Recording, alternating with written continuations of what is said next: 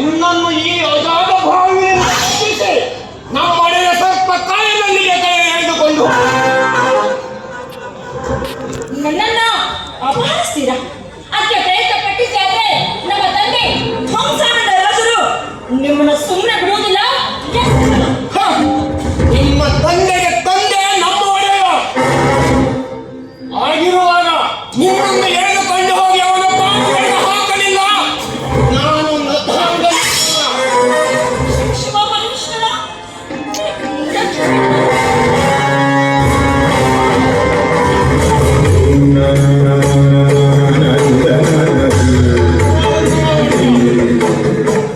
ಅಷ್ಟು ದೂರದಿಂದ ಇವಳನ್ನು ಅಟ್ಟಾಡಿಸಿಕೊಂಡು ಬಂದಿದ್ದೇವೆ. ನಿಮ್ಮ ಪಾದದಡಿಯಲ್ಲಿ ತಂದಿದ್ದೇವೆ. ತಾವೇ ಇಲ್ಲಿಗೆ ನಮ್ಮನ್ನು ಹುಡುಕಿಕೊಂಡು ಬಂದಿರಲ್ಲ. ಬಹಳ ಸಂತೋಷ, ಬಹಳ ಸಂತೋಷ. ನಿಮ್ಮ ಕಾರ್ಯ ಮುಗಿಯಿತು, ನೀವಿನ್ನು ತೆರಳಿ. ಆಗಲೇ ಒಳ್ಳೆಯವಲ್ಲ.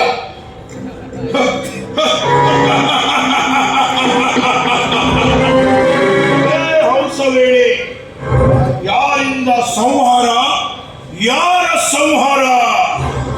ಪೂಜಾರಿ ತಾವು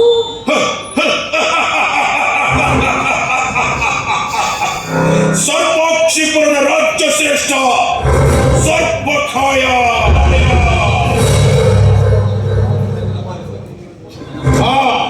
ನಿನ್ನನ್ನು ಅಪಹರಿಸಿ ಇಲ್ಲಿ ಕರೆತರಲು ಹೇಳಿದ್ದು ನಾನೇ. ಇದೆಂತ ಕಾರಣ ಕೊಟ್ಟು ಹೇಳ್ತಿರ್ವೆ ನಾನು. ಹೃದಯವನ್ನು ಕಠೋರ ಮಾಡಿ ನನ್ನ ಆತ್ಮದ ವಂಚಾಕುಶನಿಗೆ ಪ್ರೇಮ ವಂಚನೆ ಮಾಡಿದ ವಂಚಕಿ ನೀನು. ನೀವು ನಮ್ಮ ವಂಶದ ಜನ್ಮ ಶತ್ರು ಅಂತ ನನಗೆ ಮೊದಲೇ ಗೊತ್ತಿದ್ದರೆ ಆ ವಂಶಾಂಕುಶನ ನಾನು ಇಷ್ಟಪಡುತ್ತಿರಲಿಲ್ಲ. ಮೊದಲು ನಿರ್ಗಮಿಸಿ ಇಟ್ಟಿದ್ದ. ಈ ಗದಾಧಾರಿ ಇಲ್ಲಿಂದ ನಿರ್ಗಮಿಸಲು ಬಂದಿಲ್ಲ. ಈ ಸುವರ್ಣ ನೇತ್ರೆಯನ್ನ ರಮಿಸಲು ಬಂದಿರುವೆಯಾ? ಮನುಷ್ಯ ಮಹಾರಾಜನೆಂಬ ಮುಖವಾಡ ತೊಟ್ಟು ಕಾಮರೂಪಿಯಾಗಿ ಶೀಲ ಸಂಪನ್ನೆಯ ಮೇಲೆ ಅನಾಚಾರ ಸಿಗುತ್ತಿರುವ ನಿನ್ನಂಥ ದೂರನ್ನ ಆ ಮಹೇಶ್ವರ ಸುಟ್ಟು ಭಸ್ಮ ಮಾಡೋದಕ್ಕೆ ಯಾವ ರೂಪದಾದ್ರೂ ಬಂದೇ ಬರ್ತಾನೆ. ನನ್ನ ಆರಾಧ್ಯ ದೈವ ಮಹೇಶ್ವರ. ಇದು ಈ ಕಾಮ ವಲ್ಲಭನಿಂದ ಈ ಸ್ವರ್ಗ ಲೋಕದ ಸುಂದರಿಯನ್ನ ಯಾವ ರೂಪದಲ್ಲಿ ಬಂದು ಆಶ್ರಮ ಕಾಪಾಡ್ತಾನೆ ಅಂತ ನಾನು ನೋಡ್ತೀನಿ. ಎಲ್ಲಿದೆ ಗದೆ ಅಲ್ಲಿದೆ ಒದೆ.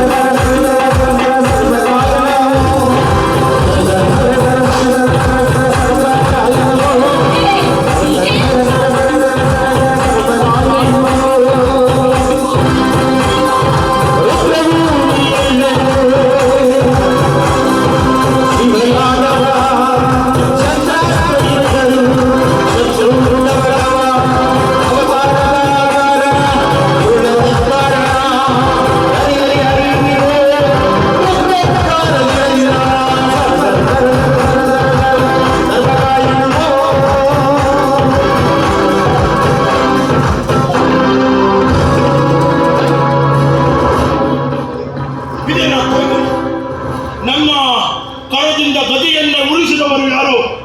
ಯಾರು?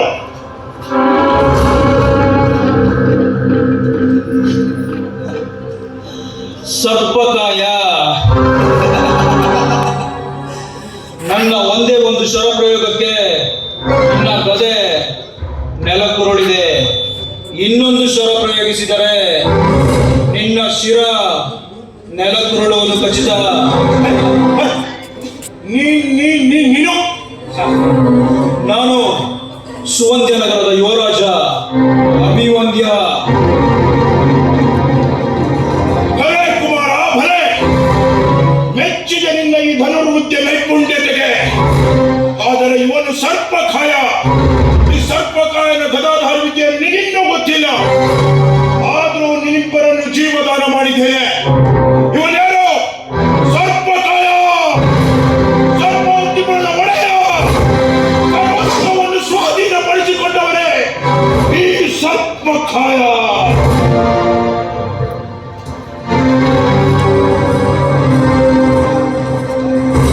ಆಯ್ಯ, ನಿಮಗೆ ಪರೋಪಕಾರಿ ಗುಣಕ್ಕೆ ನಾನು ಹೇಗೆ ಕೃತಜ್ಞತೆಯನ್ನು ಸಲ್ಲಿಸುತ್ತೇನೆ? ವರುಣಿಕ, ಎಲ್ಲವೂ ಆ ಮಹೇಶ್ವರನ ಮಹಿಮೆ. ಅವನು ಸೂತ್ರಧಾರಿಯಾದರೆ ನಾವು ಪಾತ್ರಧಾರಿಗಳು ಅಷ್ಟೇ. ನೀವು ಈ ವಾಂಛಿತ ಗುಣಕ್ಕೆ? ನಾನು ವಾಂಛಿತಪುರಕ್ಕೆ ನಿನ್ನ ದರ್ಶನ ಭಾಗ್ಯ ಪಡೆಯಲು ಬಂದ ಕನ್ಯಾರ್ಥಿ. ಧನುರ್ಧಾರಿಯಾಗಿ ನೀವು ಬಂದದ್ದು ನನ್ನನ್ನು ಬರಿಸಲು, ಗದಾಧಾರಿಯಾಗಿ ಆ ರಾಕ್ಷಸ ಬಂದಿದ್ದು ನನ್ನನ್ನ ಅಪಹರಿಸಲು. ಆ ಮಹೇಶ್ವರನ ಆಟಕ್ಕೆ ನಾವೆಲ್ಲರೂ ಮೂಕ ವಿಸ್ಮಿತರು ಅಷ್ಟೇ. ಮೃದು ಭಾಷೆ ನಿಜ ಅಭಿವಂದ್ಯ, ವರಮಾಲೆ ಹಿಡಿದು ನನ್ನನ್ನು ಒರೆಸಲು ಬಂದಂತ ಅದೆಷ್ಟೋ ವರನನ್ನ ಬೇಡ ಅಂತ ಹೇಳಿದ್ದು ಇದೇ ವರುಣಿಕ. ಆ ಶುಭನ ಅನುಗ್ರಹವಿಲ್ಲದೆ ಅನುರೂಪವರ ಸಿಗಲಾರನು ನಿನಗೆ ಅನುಪಮ ಸುಂದರಿ. ಮಹಾಪಿತರ ಆಜ್ಞೆಗೆ ತಲೆಬಾಗಿ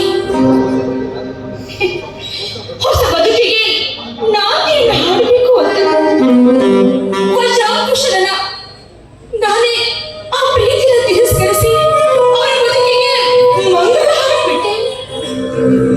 ಗತಿಸಿ ಹೋದ ಗಳಿಗೆಯ ಬಗ್ಗೆ ಚಿಂತಿಸಬೇಡ, ಅದು ಇತಿಹಾಸ. ಋಣಾನುಬಂಧ ರೂಪೇಣ ಪಶುಪತ್ನಿ ಸುತಾಲಯ.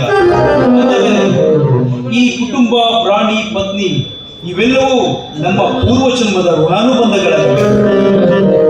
ನಿಜ ಪುಣ್ಯಪುರುಷ, ನಿಜ. ನಾನೀಗ ಉಸಿರಾಡುವುದಕ್ಕೆ ನೀವೇ ಕಾರಣ. ಹಾಗೆ ನಿಮ್ಮ ಚರಣ ಕಮಲದಲ್ಲಿ ನನ್ನ ಕೊನೆ ಉಸಿರು ನಿರಂತರವಾಗಿರಬೇಕು. ಅದೇ ನನ್ನ ಆಸೆ. ವರುಣಿಕ, ಹಾಗೆಲ್ಲ ನುಡಿಯಬೇಡ ವರುಣಿಕ. ಬಹುದಿನಗಳಿಂದ ನಿನ್ನನ್ನು ನಾನು ನನ್ನ ಮನಸ್ಸಿನಲ್ಲಿ ಆರಾಧಿಸುತ್ತಾ ಬಂದಿದ್ದೇನೆ. ನೀನು ಒಪ್ಪಿಗೆ ನೀಡಿದರೆ ನಿನ್ನನ್ನ ನನ್ನ ನಗರದ ಮಹಾರಾಣಿಯನ್ನಾಗಿ ಮಾಡಿದಾಗಲೇ ನನ್ನ ತಂದೆ ಉದಯ ತೇಜನ ಸುತನಾಗಿ ಹುಟ್ಟಿದ್ದಕ್ಕೆ ನನ್ನ ಜನ್ಮ ಸಾರ್ಥಕವಾದಿತು.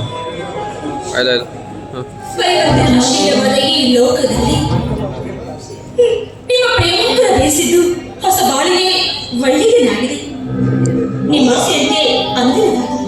ಹೌದಾ?